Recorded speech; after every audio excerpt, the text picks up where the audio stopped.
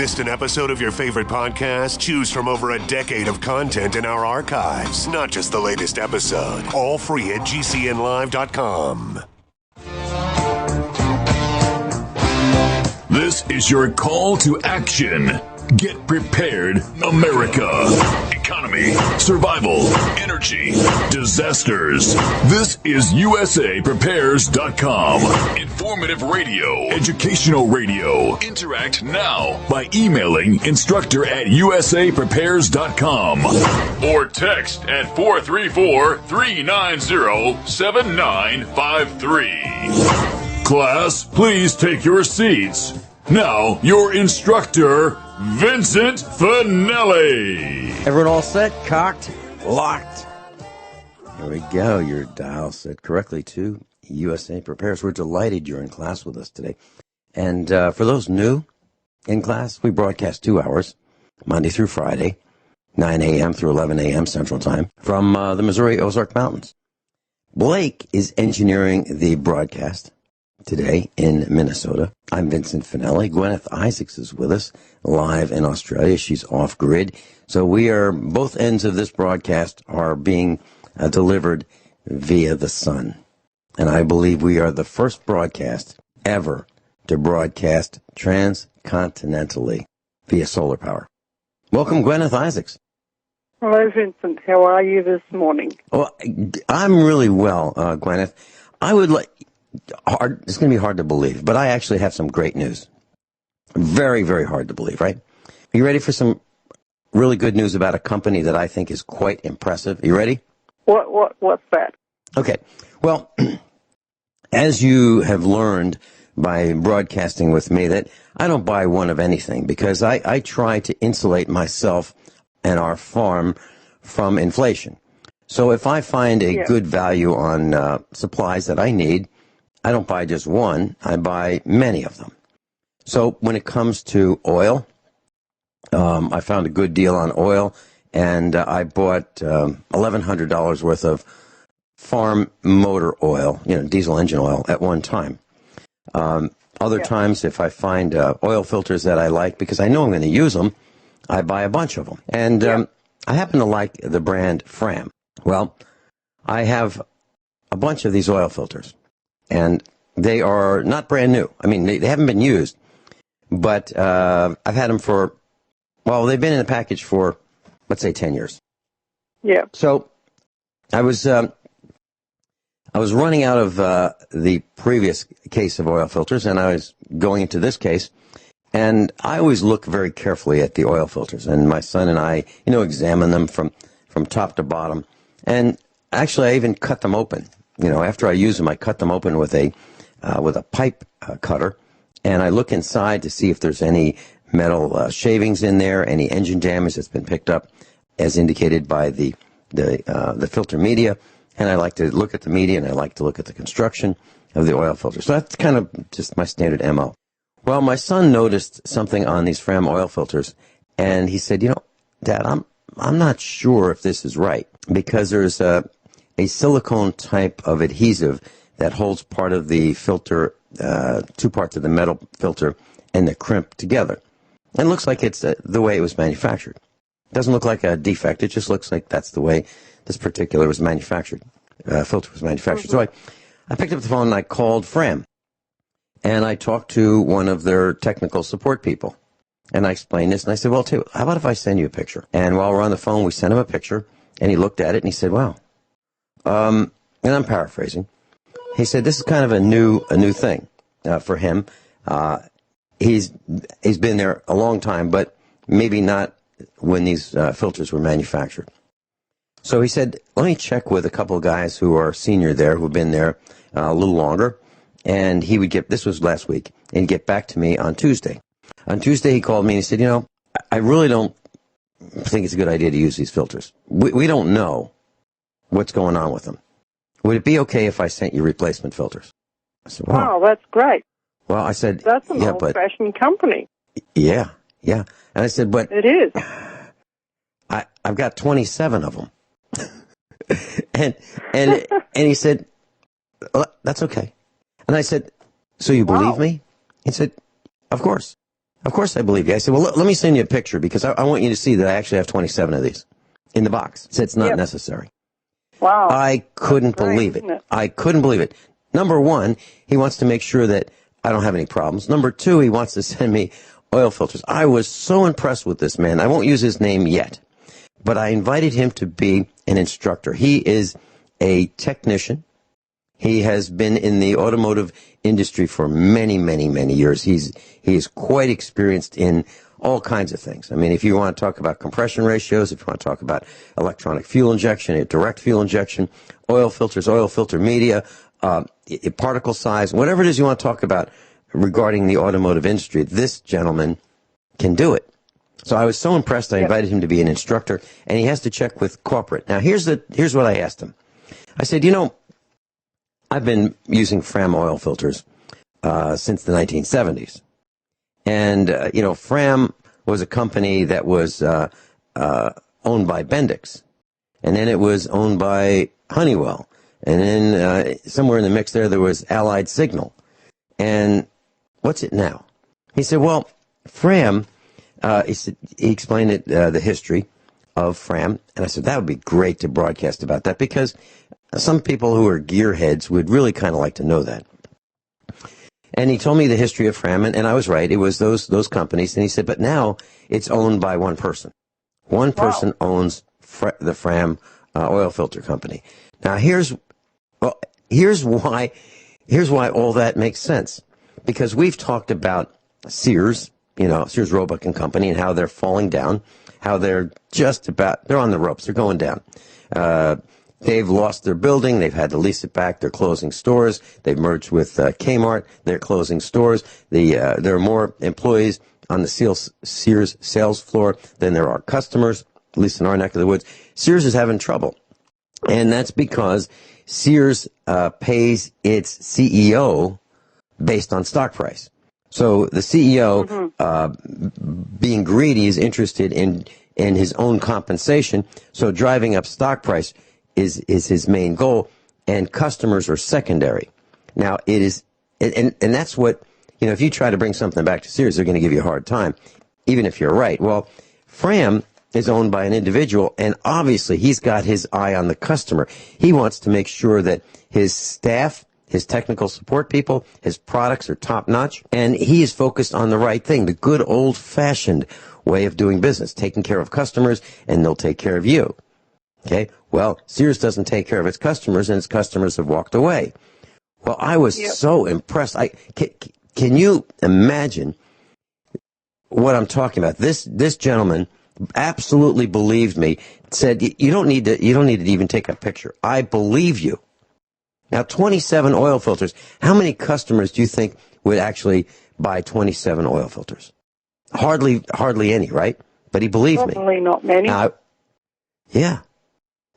So, I use, and I have been using Fram oil filters on our John Deere tractors, on our Chevy pickup trucks. I like them.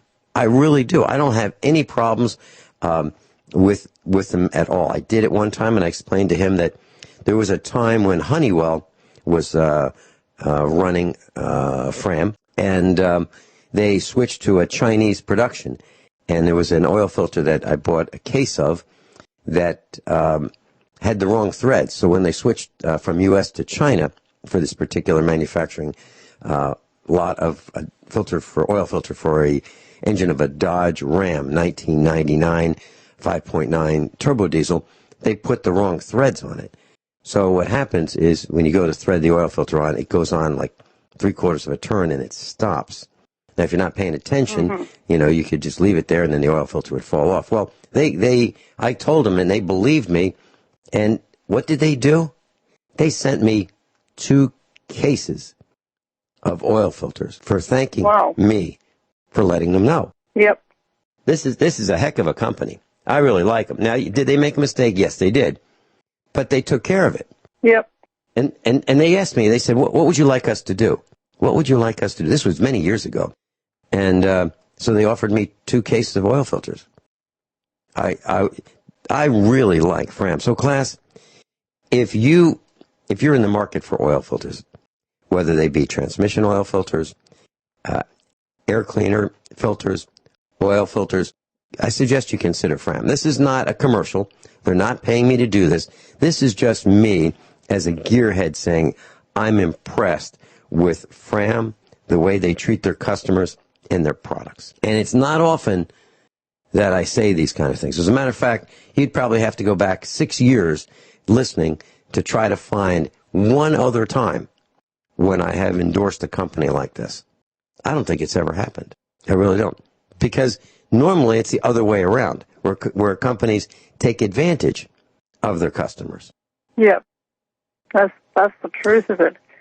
And our broadcast today is going to be about personal accountability. Yeah. That's the email that I sent you earlier. And yes. I actually sent that email to you before I read the emails that you sent me because, okay. We'd just come back from I am a Christian. I go to church sometimes, and they have a Wednesday night prayer meeting in this small-town country church. And so it was about 10 p.m., and we'd just come back. And, came back to the wonderful situation that the horse had tripped over the phone line again. So I had to go up in the dark with a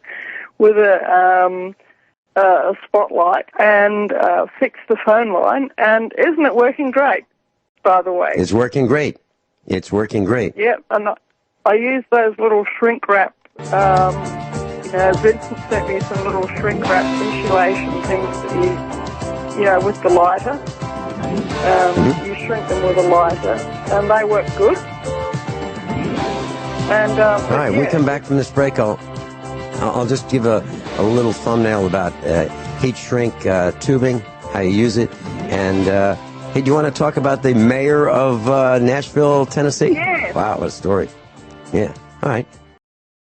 Plus, I don't think there are many people who are in our class, whether they be instructors or whether they be students, who really think the government's doing a good job on any level. And here's just one more example of the corruption that we've been telling you about for years. So in Nashville, Tennessee, in the United States, there was a mayor. Okay, her name is Megan Barry, female. Now she resigned her position as mayor after she pled guilty to theft charges in criminal court. So she pleaded guilty to theft of over $10,000, which is a Class C felony. She's going to pay $11,000 in restitution and serve 3 years probation. After that time, she'll be able to apply to have her record expunged. There's another guy by the name of Robert Forrest, and he entered a plea deal of theft of property over $10,000 and was also placed on 3 years probation. And he's required to pay $45,000 in restitution. So who are these people? One, she is a mayor, and he is her security guard. Both employees of the city of Nashville, Tennessee. So what they did was they went on trips together, they had an affair, it lasted a couple of years, and they defrauded the government, which would be the villagers, the people, from thousands of dollars on these junkets that they took. She's a disgrace. She has stolen from we the people, and so has he. Now, probation, is that what you do? Well, I guess that's what happens when you work for the government, and then the government, or the government corporation, and then the government corporation says, geez, I can't believe you guys got caught. Boy, were you dumb. We're going to have to make this look like we're actually taking action. So, how about this? How about you just pay? Yeah. Unsupervised probation. Yep. So she doesn't have a parole officer. So as long as she doesn't do anything else to embarrass herself again, then she gets to stay at home. She's off scot-free. She doesn't have an ankle bracelet or anything. She doesn't have a parole officer. She's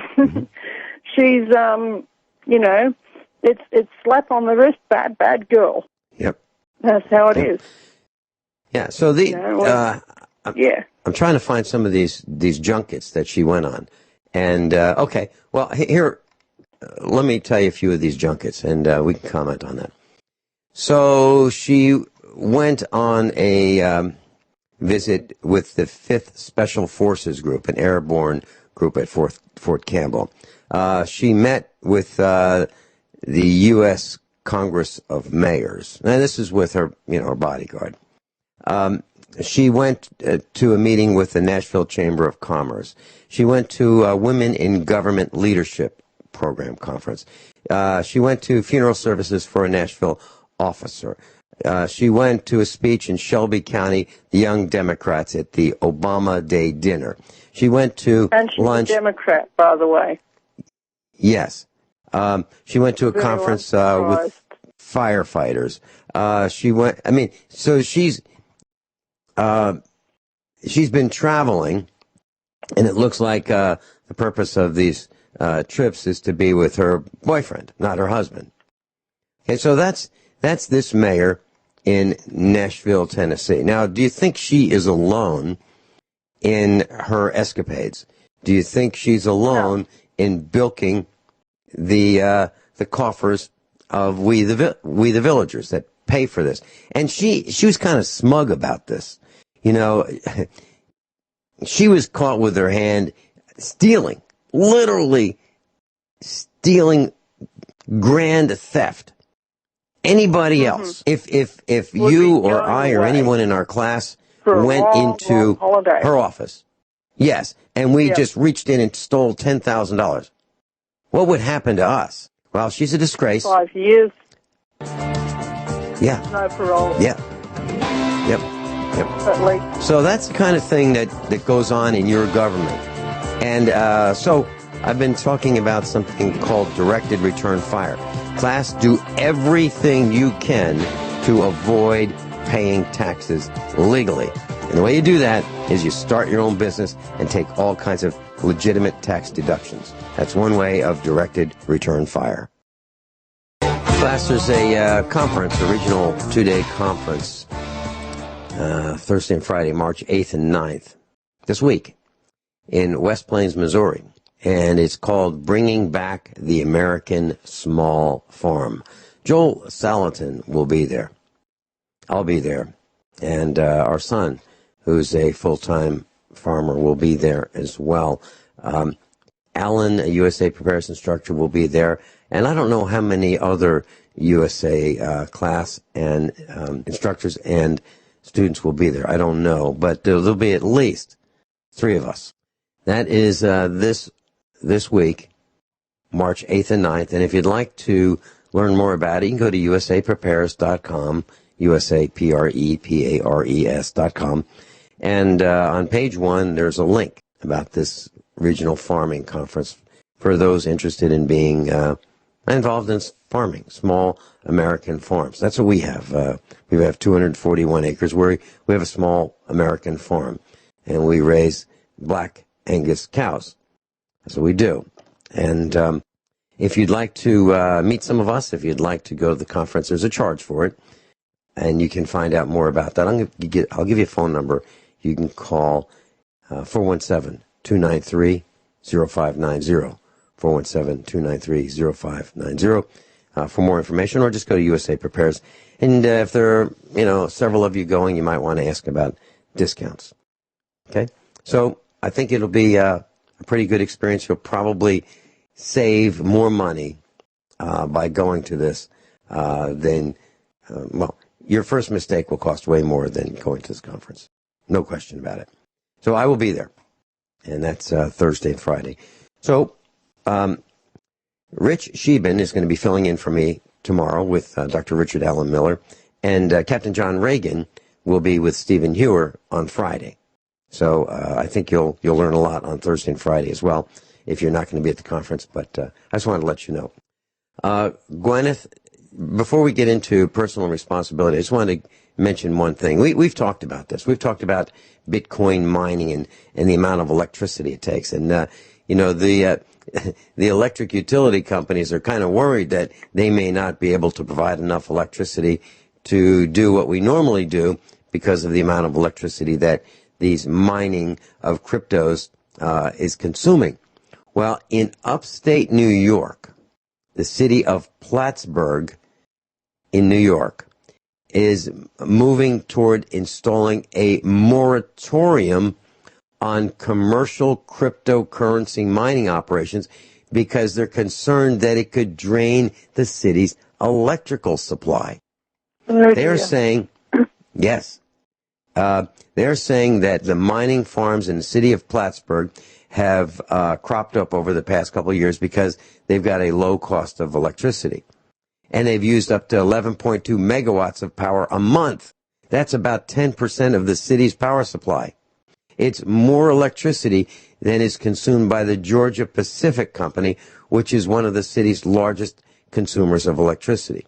So we might find that our electric rates are going up as a result of crypto mining, because crypto mining puts a strain on the power grid, and it can cause utility companies to buy extra power, extra electricity from other suppliers to meet the demand. And if they have to pay more for peak power, they're going to charge us more for peak power. And how come they can do that? Well, heck, they put in the smart meters.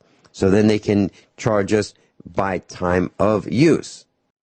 So if you think that crypto mining is free, it's not, even if you are not the miner.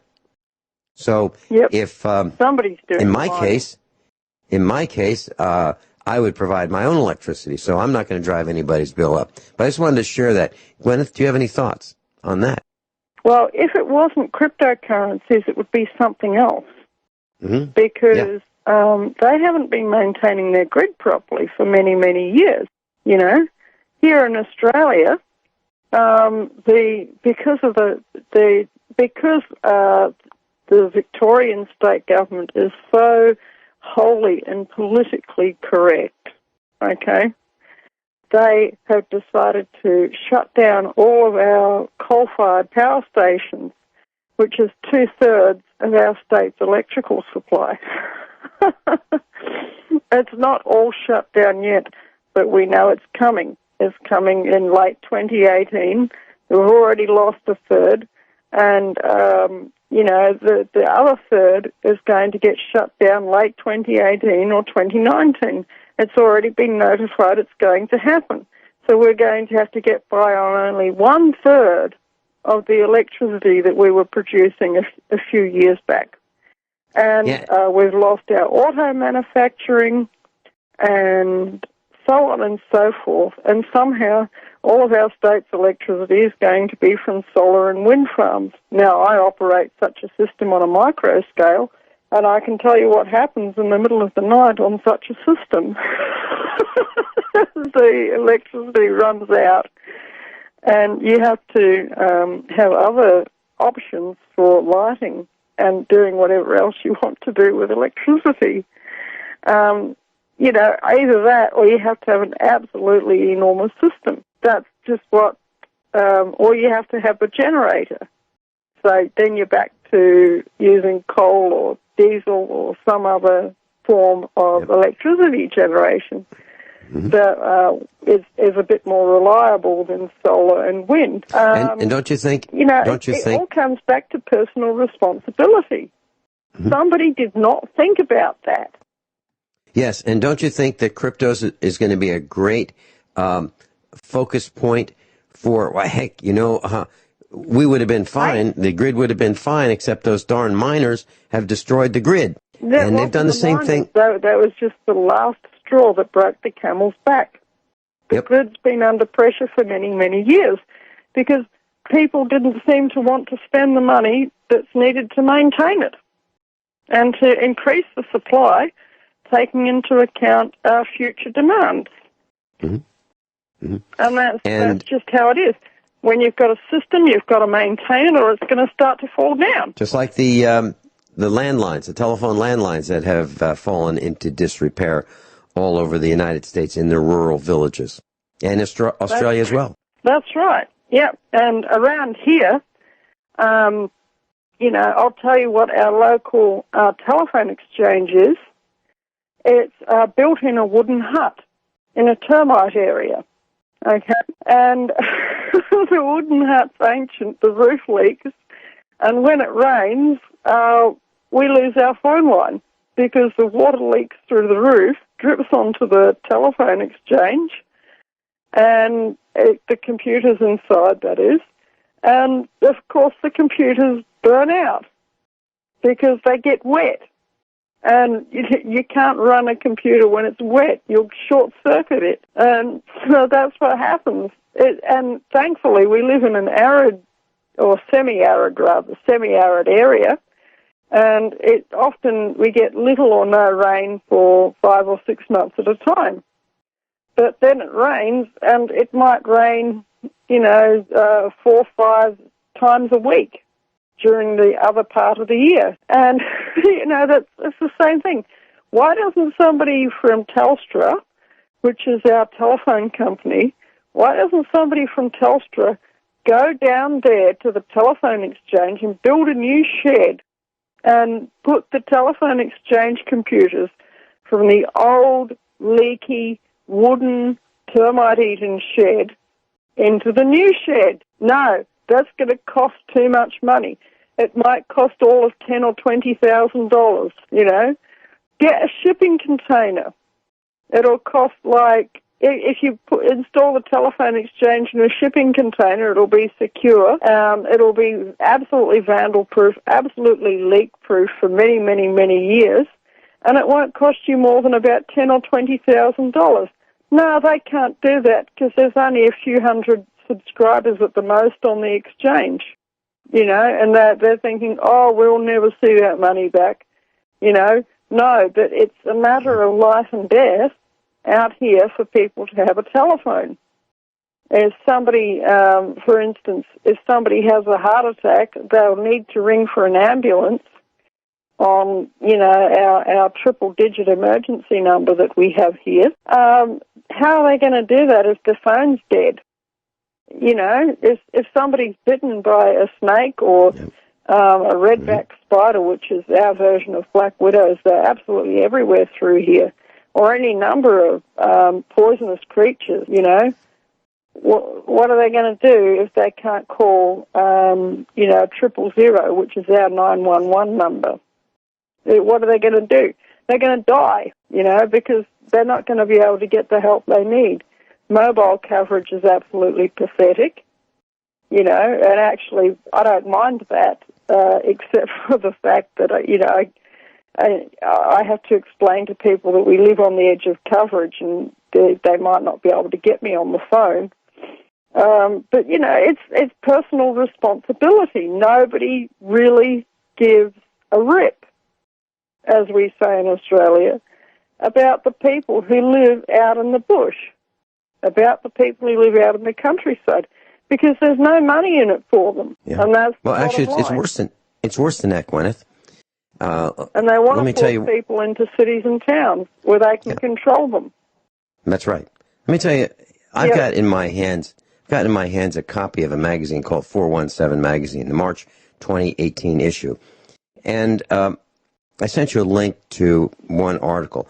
But this is 192 pages of glossy magazine. When we talk about personal responsibility, I'm going to make some comments when we come back. This is an absolute outrage, and I'm going to tell you why. And you may actually agree with me. Gwyneth Isaacs is with us. This is USA Prepares. I'm Vince Finelli. And we're going to talk about the 417 magazine article. 417 is the area code here. 417 magazine that says celebrating 20 years. And on the front cover, it's got a picture of a hamburger. And this magazine has dedicated 20 pages to who's got the best hamburgers in the Springfield area, Springfield, Missouri. Oh my God. This is a glossy magazine. This, in terms of look and feel, I mean, huge pictures. There are 3 full-page pictures of hamburgers. Now, when I say full page, what I'm saying is the entire page is a picture of a hamburger. But at the bottom of the page, it'll have it'll say 417 magazine and the page number. Other than that, the full page for 3 pages in this magazine are pictures of hamburgers. This is a marketing document, a marketing piece, glossy, picture-laden, disguised as a magazine. That's what this thing is. And there's an article about preparedness. Now, on the front cover, in this is a hit piece. In my opinion, this is a piece to make us who are personally responsible, people who are preparedness-minded, to make us look a little foolish, or a lot foolish. And in the upper right-hand corner it says, Doomsday, this is on the front cover, Doomsday Diaries. Preppers flock to the Ozarks for a place to ride out the end of civilization. It says. Then you go to the article about preparedness-minded people, and I'm in here. They mention my name several times. It's titled Apocalypse Eventually. No one can predict the next local or global catastrophe, but these Ozark residents have a hunch, and they're ready to be right, by a guy named Dan Rowe. So, it says nobody's prepared for what's coming. They refer to one guy as Paranoia Incorporated. That's one of our USA Prepares instructors. His name is Len Pence. The article about him, or the area about him, is Paranoia Incorporated. Then they talk about me, and that section is called The Mastermind. They talk about another guy, and it says, My Foxhole, My Rules. And then they talk about another guy, and they say, Follow the Leader. Now, I don't know where they got this guy from. Or they got another guy called the Breadstick Militia. Where they got this guy from, I have no idea. They've got a picture of him with he's covered his face, he's got glasses on, he's got a ski cap, there are 2 AR-15s, and there's a picture of him in his truck. I've never seen this guy. He hasn't come to our meetups. I don't think I've seen him at an expo. But looks kind of weird. And so what they did was they focused on the fringe element of preparedness. And then there's a little bit of Dr. Shealy and a little bit more about me. And what they're doing is they're saying, you know what? These preppers are nuts. That's my take on it. That's my take on this article. Now, the author probably says, oh, no, that's not it. No, we tried to be fair and accurate. But what they're saying, without saying it, is, Boy Scouts, Girl Scouts, be prepared. Be prepared was their motto for the Boy Scouts. Be prepared. All we're doing is taking it to the next level. Okay? Not paranoia, just being prepared. We know, even the government knows that these things can happen. We know what happens when we don't have electricity. Just look at Venezuela. Look at how that country is descending into absolute chaos. It's every man and woman for himself. We know these things have happened in the past. They can happen here. So this article, what are they focusing on? Who's got the best hamburgers in Springfield? That is trivia. It's absolute trivia. Oh, boy. Kind of sad. So this is a magazine dedicated to marketing businesses. And I did some research, and here's what I found out. If you buy advertisements in their magazine, they may write an article and include you as the best of 417 land, like the best burgers, the best doctors, the best barber shops, the best. That's what they do. It's marketing. And then they threw in an article to beat us up. People who are preparedness-minded. Guineith and I are going to talk about individual responsibility when we come back. We're going to dedicate the rest of the broadcast to that. Guineith Isaacs, live in Australia. Guineith Isaacs is with us, and we're going to be talking about personal responsibility. But I'd just like to share with you, Guineith mentioned heat shrink tubing.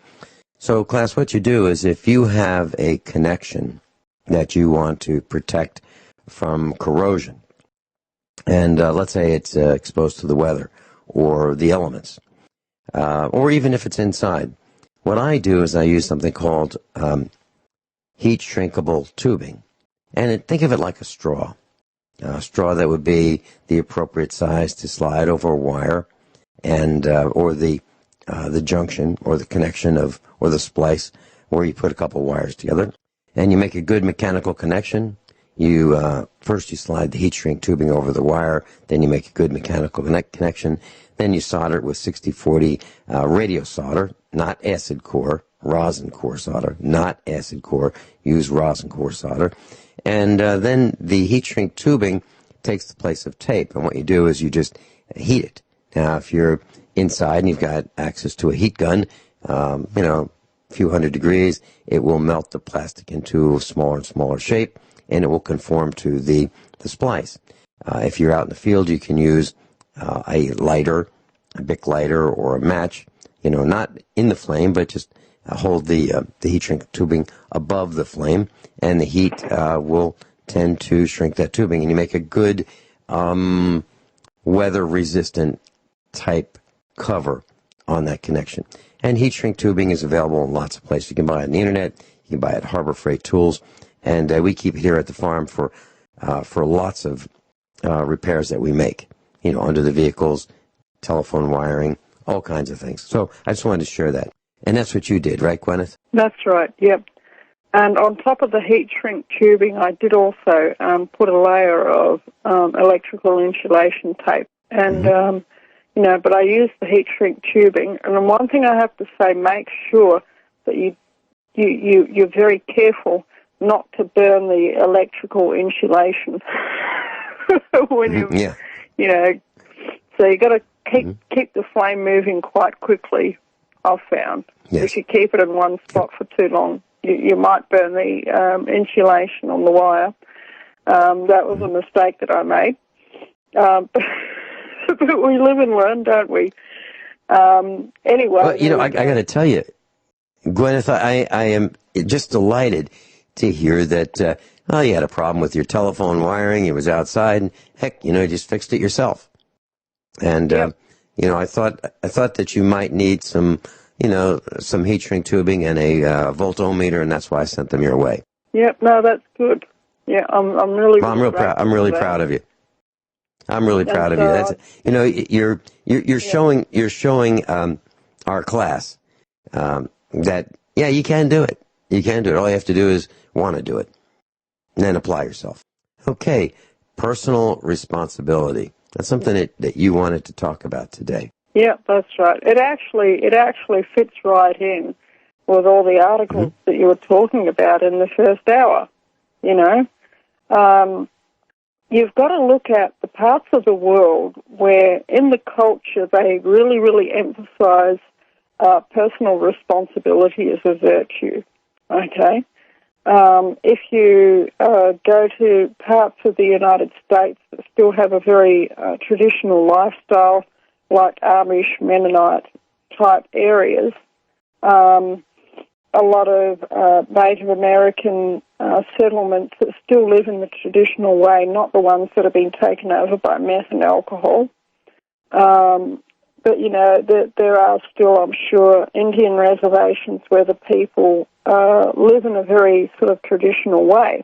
They value personal responsibility. They look after themselves. They produce their own electricity. They, they have their own water supply. They grow their own food, okay? And then, or they might decide that they don't want to have electricity. Like many Amish communities, they go old school with, oil lamps and that sort of thing for their lighting and heating. And they maintain woodlots for their firewood. It's about they take responsibility for their own existence.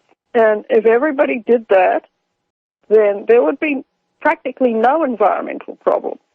Because, it's like this.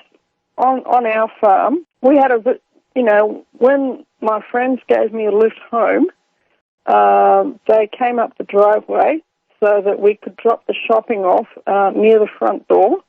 And there was one of my son's friends, and he pointed at the pressure tower.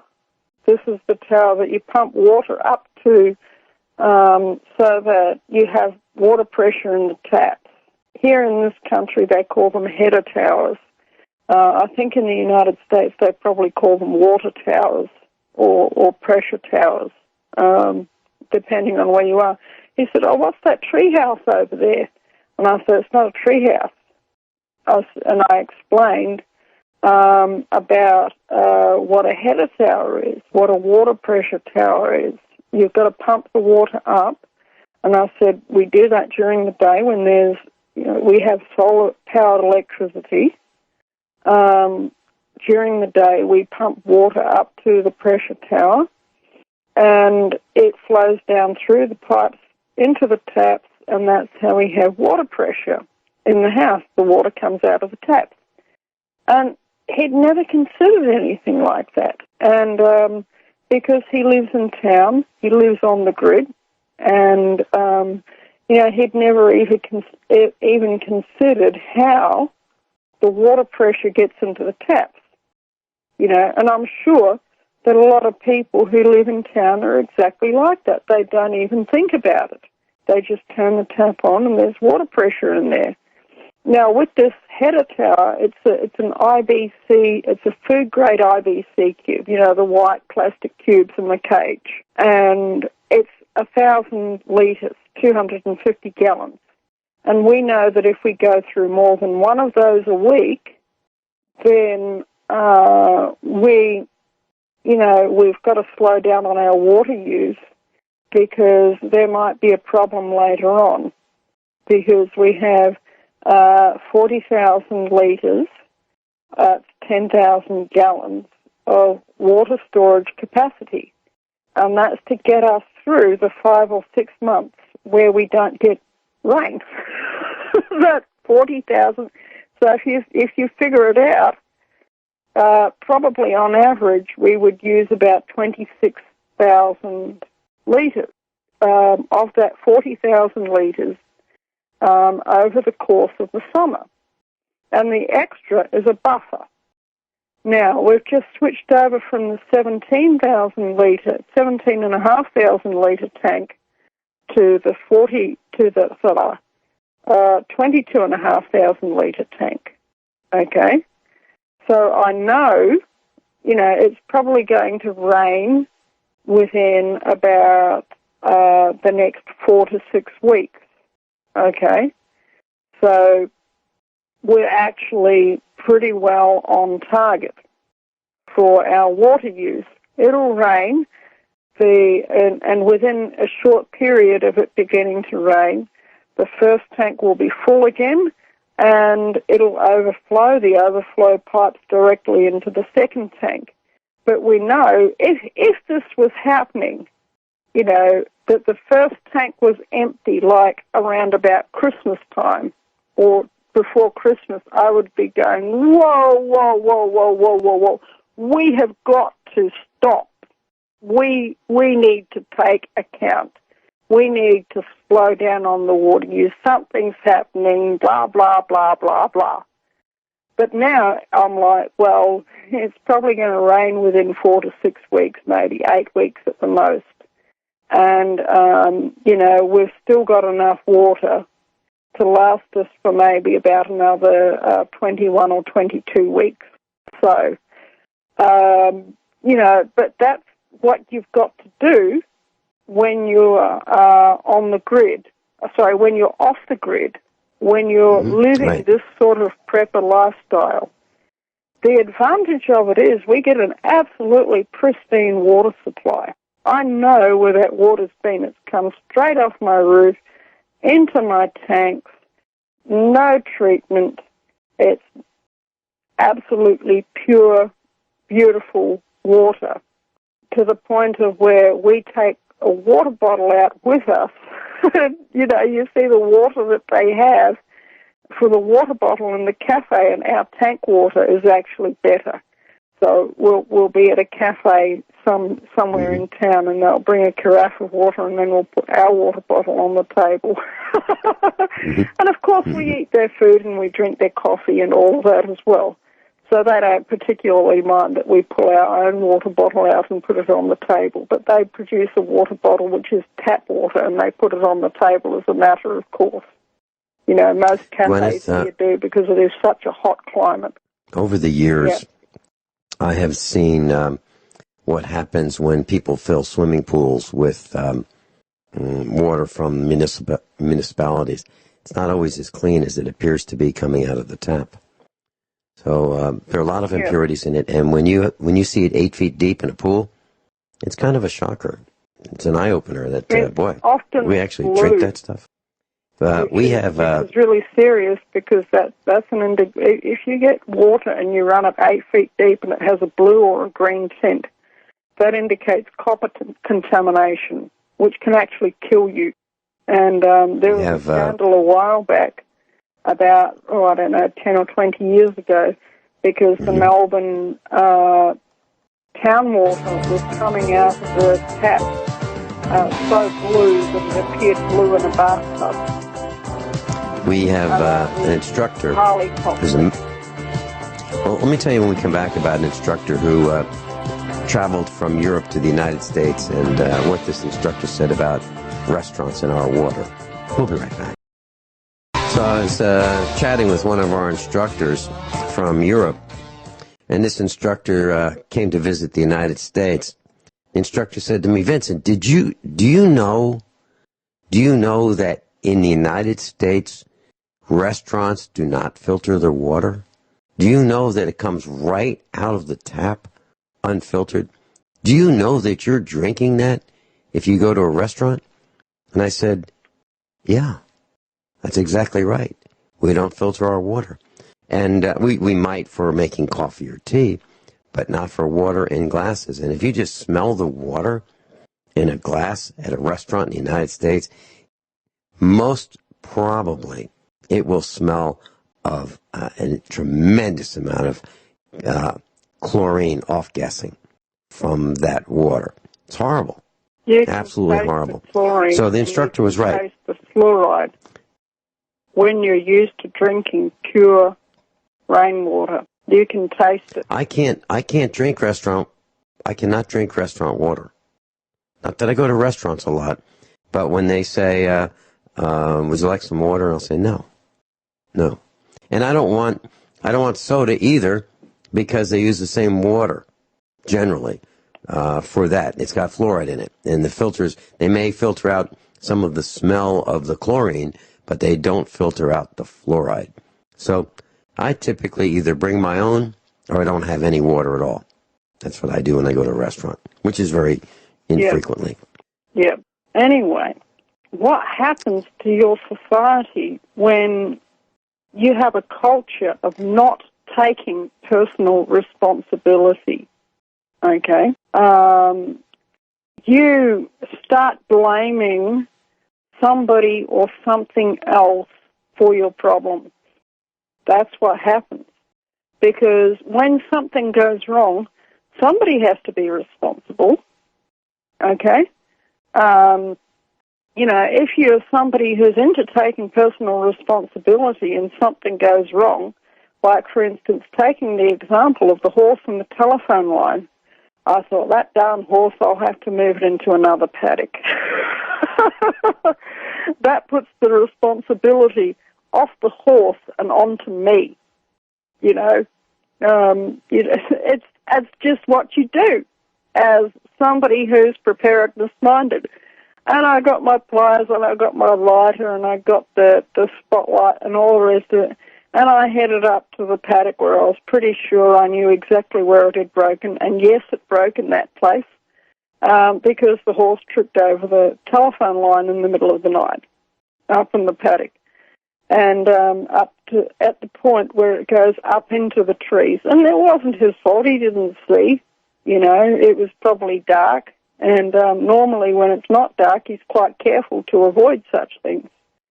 But it's a thing of, if you were somebody in a communist country, or if you were somebody who was not into taking personal responsibility, you would totally blame the horse. You absolutely would.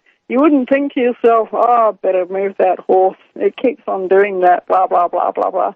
And I mean, it's not like it happens all the time. This is like probably the second time in 6 months that the horse has done this. And, it's something where it's an example. You have got to take responsibility for the things that go wrong in your life, and you have to take actions to put it right, because otherwise you get into a situation of blaming everyone and everything except number one, where the blame probably actually really truly belongs. It probably belongs with you yourself when things go wrong, okay? Mm-hmm. And, otherwise you get into situations like communism, okay? Now, everybody loves communism when it's first introduced because everybody gets free stuff, okay? And people who are nefarious get to do bad things to their enemies who are not nefarious, because that's the nature of communism. It's a murderous system. And, in the Communist Manifesto, Lenin was quite open about it. He says we need to kill 9 out of 10 people out there. That's Vladimir Ilyich Lenin said that, the 9 out of 10 people are generally the 9 good people, and they leave the one bad person alone. You can't have a society running like that. You'll get collapsed. We'll be right back. Guineith Isaacs is with us, and if you'd like to find out more about her, you can go to usaprepares.com and click on the Instructors tab, and you'll learn more about her. Guineith, what about your newest adventure on the Internet? Would you like to tell us about that? Okay, yes. I've actually had a page on Steemit, which is www.steemit.com since 2016, but it's been on the back burner. But I'm starting to post a lot more stuff on there. Now, Steemit is actually a blockchain-based social media site, more or less modeled on Facebook, except with Facebook, you can have posts just vanish after you've posted them. That cannot happen with Steemit because the posts are actually encoded into a blockchain, okay? And that blockchain is basically linked to their own cryptocurrency called Steem coins. That's STEEM coin. And so when you upvote, which is their version of like, a post on Steemit, then it actually generates some of these Steem coins, which means that, all the Steemit posts are all monetized, and you can take the Steem coins and you can trade them for US dollars on just about any cryptocurrency exchange. And so I thought, well, YouTube, Facebook, etc., obviously, they could just shut your YouTube page down. They could just shut your Facebook page down. At this time, I've still got my YouTube and my Facebook happening as well, and I'm still posting things there as well. But eventually I'm going to go to posting exclusively on Steemit and using other video sharing sites other than YouTube, because YouTube has demonetized my page, and all my videos on YouTube are now demonetized. That means their reach is far restricted, and they're just engaged in outright fraud, because for years they've been, messing with my view counts. They've been messing with all of that sort of thing. And then they turn around and say, oh, because you've got less than 1,000 views in the last year with less than 1,000 hours of watch time, then we're going to demonetize your page. Well, yeah, the reason why it's got less than 1,000 views on your accounting is because your accounting doesn't account for all the people that have been watching it. I know that more people than what have been what they've been recording has been watching my YouTube videos, because sometimes there's been a wide discrepancy between the publicly reported view counts and what's been appearing on my own Creator Studio back end of YouTube. I've noted that numerous times. But it's all tying back to YouTube is clamping down on pretty well everybody who is alternative media, preppers, people who have how-to pages, basically anybody who has a clue out there. Even going to people like PewDiePie, who was totally non-political, was into making, YouTubes about video gaming.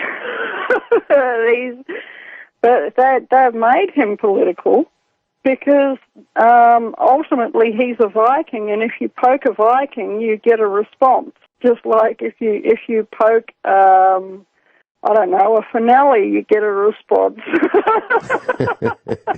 Yeah, and I believe I do have some Viking blood in me. Yeah. My dad was 6 feet tall, roughly, and 185 pounds, blonde hair, blue eyes. And that's kind of unusual for most Italians. But the Vikings did invade northern Italy, where my dad's family is from. And we've talked about this, and you're right. There's some characteristics that some people have that that's just you genetic. We can't help it. Some people can't help it. If you poke them, Mm-hmm. they're going to shout. And Yeah. PewDiePie, because he's Swedish, they're a Viking nation. They're a whole, and once these Swedes get off their rear end, and once they stop just kowtowing to their government with official political correct Stockholm syndrome, once they wake up, they are going to throw those Muslims out of that country. There's no way that they're going to continue putting up with it. And all that they have to do is reawaken that inner Viking nature and say, I'm not sure how you would say it in Swedish, but we would say, no, you're not going to do this anymore. We're not going to allow it. We're going to set up a system where our people can defend themselves. And we're not going to care what the government says, because the government is not your friend. It's not there to help you. It's there to operate a cartel. It's there to collect taxes. It's there to control you. It's there to control your travel. It's there to control your children. It's there to stop you from being independent. Absolutely. Guineith, I did a special broadcast this week, and I called it Directed Return Fire. And that is what happens when someone provokes a member of the Finelli family. And I talked about 3 generations of Finellis, my dad, me, and my son, one of our sons. And I just selected 3 of us. And what happened when we were provoked, attacked, threatened, what we did. And I called it Directed Return Fire. And I haven't stopped with this yet. I'm going to talk more about that. And an example of that is what you just said, taxes. So, as an example, when the government of our corporation, of our little county, decides to raise taxes, I consider that an attack and a threat on us. They make stuff up. So, they say, well, we think your house is this large. We think you finished it at this level. And they haven't been inside, and they will not come inside because I won't let them.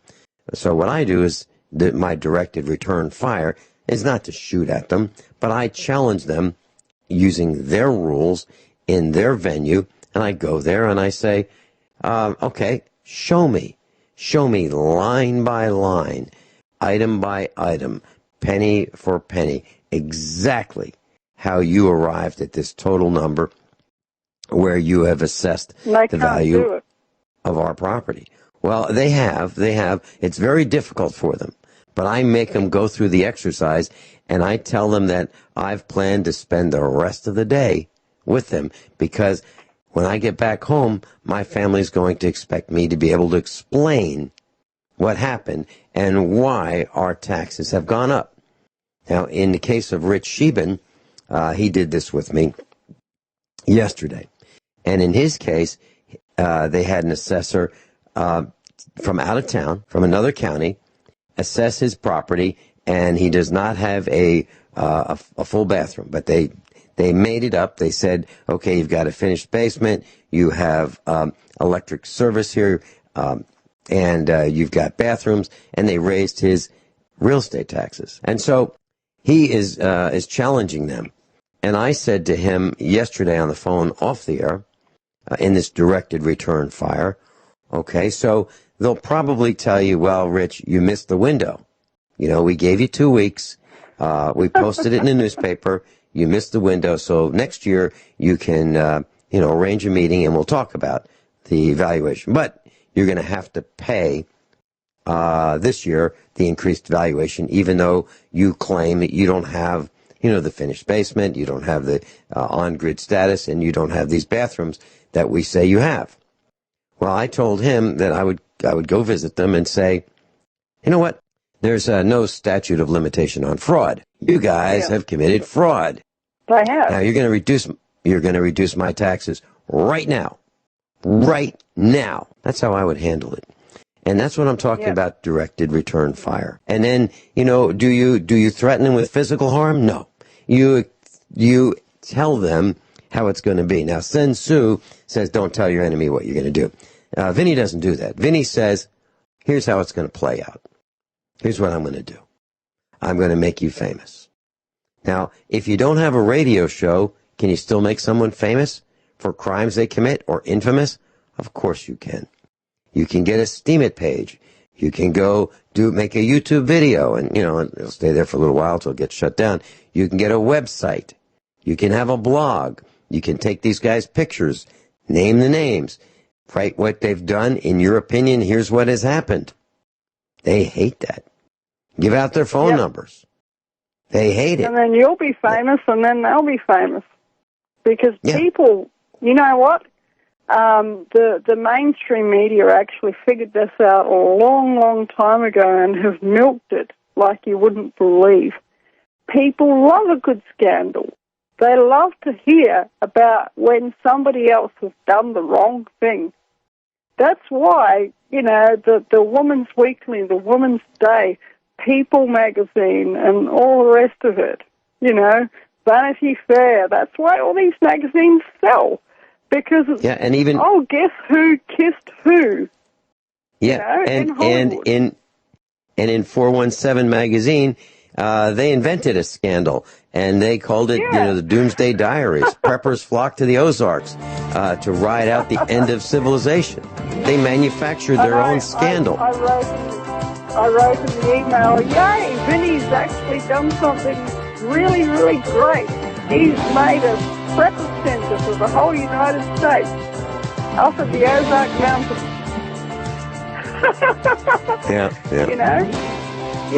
When we come back, Guineith, I'd like to tell you a story about a guy who threatened the utility company. We'll be right back. Class, if you'd like to learn more about Guineith Isaacs, you can go to usaprepares.com. And I just updated the instructor's website page. And so click on the instructors tab, and you'll find Guineith Isaacs there, and you can go to a link to her Steemit page or her Facebook page. Okay, and I think you'll get a real thrill out of seeing her Steemit page. There's an image of Guineith. She's a pretty big girl. She's pretty tall, and she's wearing a hat, and it looks like she's dressed for an evening adventure. She's surrounded by books, and she's wearing pearls, and looks like a fur. Is that correct, Guineith? Yeah, that was a bit of a dress-up day that I had at in one of the towns around here. It's known for its antique shops, and I'm kind of into old wares. Yeah. And old technology, and so the people in the local bric-a-brac and antique shops, they all know me. And I went in there, and I was going to apply for, to be a photographic model, of somebody who was photographing people dressed in a very, very traditional way. And so I had these photos made up, and I didn't end up getting the job on the shoot, and that was okay. But I had these lovely photos, so I used one of them on my Steemit page. And it's a great photo. One day when I'm a zillionaire, I'm going to get my teeth fixed. People will also notice my bad teeth. That's from two things. It's from when I was a child, my mother gave me fluoride tablets, and I chewed them. And that pretty well destroyed my teeth. And the other thing that didn't help either was having to live for many, many years in poverty, including certain episodes when I had to be homeless. And poverty is actually something that will destroy your teeth, no doubt about it. And, so I've been accused of using substances. I don't use any substances, The strongest thing I would take would be a Panadol or a cup of tea or coffee. But I have got a sweet tooth as well. Yeah, I thought you might say that the strongest thing that you've taken would be a class 1 drug called sugar. I actually do like my sugar, I must confess. Yeah. I actually do like my sugar.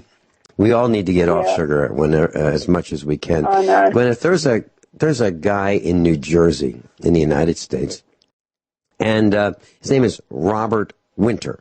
He's a 63-year-old guy, and he was charged with making terroristic threats. Now, what happened was he has been without power, for, I guess, over a week.